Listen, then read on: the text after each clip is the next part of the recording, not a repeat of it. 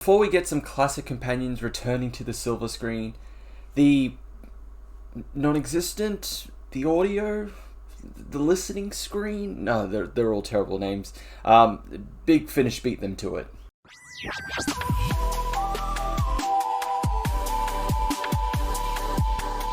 Hello and welcome back to a Madman Big Finish review, a video series where I review some of the latest Doctor Who or Doctor Who related audio series that come out of Big Finish.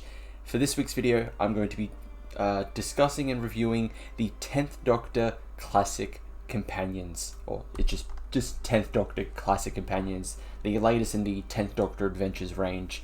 This is comprised of 3 stories, and it reunites the 10th Doctor with 4 different companions. One is with him throughout every story, but each story features a different companion from his past. As always, going to go into it spoiler free as possible. We're starting off with Splinters by John Dorney. The Doctor finds Canine floating in space and sets off to clear up Time War fallout. First they find Leela protecting a village from the Spriggan. I really enjoyed this story. I think this was the highlight of this box set. I like how kind of like almost a lot of this connects to the other series that Canine and Leela are in. There's a connection to the Gallifrey series for obvious reasons, with how the Doctor meets kind of meets Canine. There's the connection to the first War Doctor series with Leela. There is a direct mention of the Doctor saying that's when he last met her as the Lady of Obsidian, like directly saying that title. But no, it was those nice little connections. But the story itself, I found very interesting. The villain, the Spriggan, I did not expect the twist with the Spriggan. I did not expect any twist that was going on with this story, especially considering with Leela. A lot of things, because there's always the differing accounts, there's always different source materials that kind of give their own interpretations. Leela's fate after the Time War has always been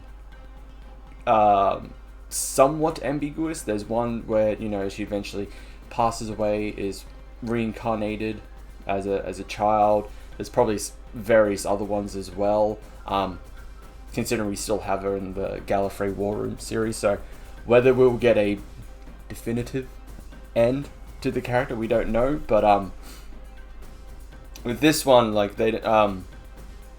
didn't expect. I really didn't expect any of the twists. I don't know where I was going with it, but I didn't expect the twist throughout with Leela, with the Spriggan, with the setting. It all in all, it worked together for a kind of cohesive, interesting, engaging story, and that's what I loved about it. I found it fascinating.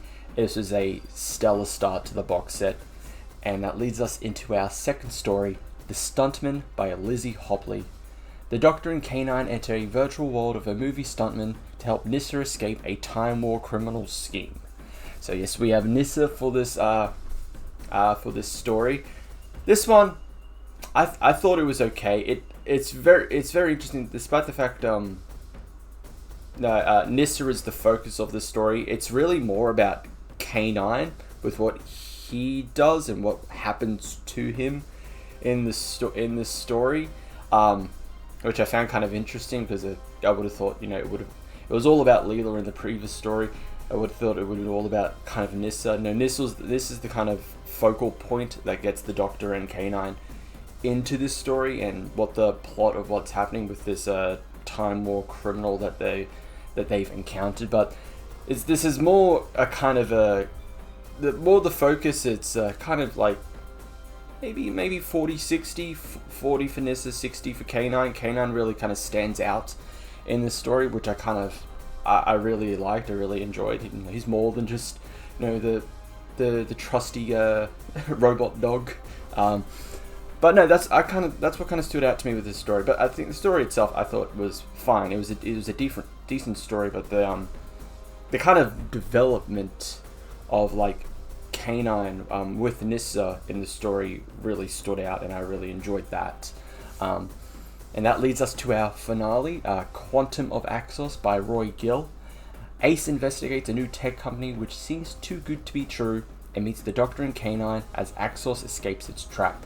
So this is I haven't watched this story in forever. Yeah, I assume this is continuing on from the claws of Axos, if I'm getting that correctly. As the Doctor mentions, having met them before. When I think if I remember the line correctly, he said when he wore frills and velvet, and he's like, oh, that was questionable, something like that. So a direct a mention to the Third Doctor, considering in the TV show the Third Doctor is the one that meets Axos. I know that Axos returns in other Big Finish stories and probably other books and etc. But TV show it was the Third Doctor. I know the big thing about this is because we obviously have Ace returning for the centenary special for the 13th Doctor's last episode, and there was a particular line saying that she had not seen the Doctor in 40 years. This, without going too much, because I don't want to spoil it, this at least addresses it. This is addressing the whole thing, because I think a lot of people were wondering, okay, is this Ace before she meets 13, or is it Ace after she meets 13? Considering the fact she's supposed to have already met 13 in Childhood's End, I believe it's called. I have it behind me there. Actually, I'll grab a look. At Childhood's End. It's called At Childhood's End. I've got the audio version. It is a novel, where she meets the 13th Doctor already. So already the centenary special is kind of somewhat, contradicting that. That's what happens when you have expanded material, expanded universes. Sometimes, some people will go back and try and connect the dots so it doesn't contradict. Some just want to do their own thing. Okay, I'd prefer it to be a bit cohesive, but I mean, hey, how many different regeneration origins have we had at this point? But this story at least addresses that. Okay, I know a lot of people were kind of worried, where's this going to fit in the canon? I feel like it does address it, but enough of that. The story itself, I enjoyed this story. The Doctor and Ace, their kind of history, well, at least with Ace, her history with the Doctor really shows in here, with the whole referred to me as Dorothy. What do we say about keeping secrets from each other, considering what the Seventh Doctor was like, the kind of a bit more darker, the kind of manipulator figure that he was. So I found that very interesting. Canine kind of doesn't stand out as much as he did in the previous story, but he has this little thing with Ace in this story as well. I really enjoyed that. But it's, as always, it's good to see some more classic monsters come back. I'm surprised, with Axos that they haven't tried anything with them. I mean, considering their fate, I can see why, but it's good to see some more, well, not even hear some more classic monsters appear, okay? There's nothing wrong with the favorites, the Daleks, Cybermen, the Master. You can't particularly go wrong most of the time with them, but, feed some crumbs to the others. They need some love, they need some attention every now and again. But overall, I think this was a very decent story. I liked it. A nice fitting end to this box set. So overall, if I had to rate the box set, I would have to give it a 7 point. And this is interesting because I always go with decimals of 10s or 5s. I would give this a 7.8 out of 10. I really like this box set. The story Splinters, fantastic. Definitely one I would recommend people listen to. Any story out of this box set you have to listen to. Listen to Splinters. It's amazing.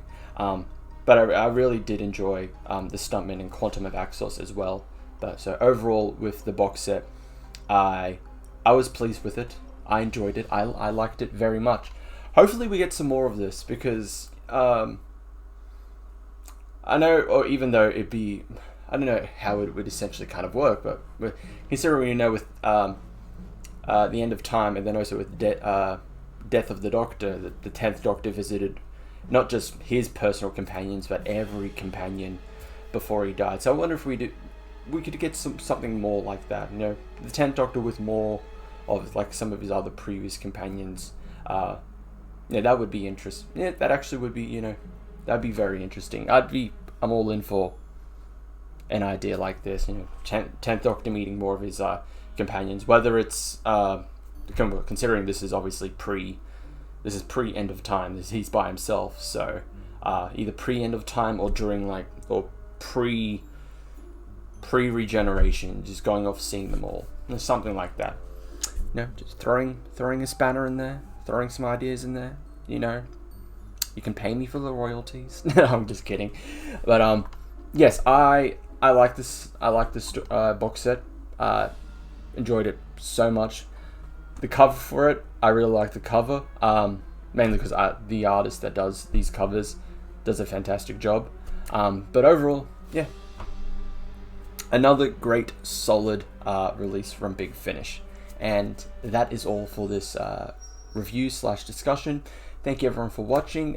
Remember to check out our live streams, check out any of the previous videos that I've done or my co-hosts have done. Like, subscribe, hit the notification bell, and I will see you all in the next one. Ciao.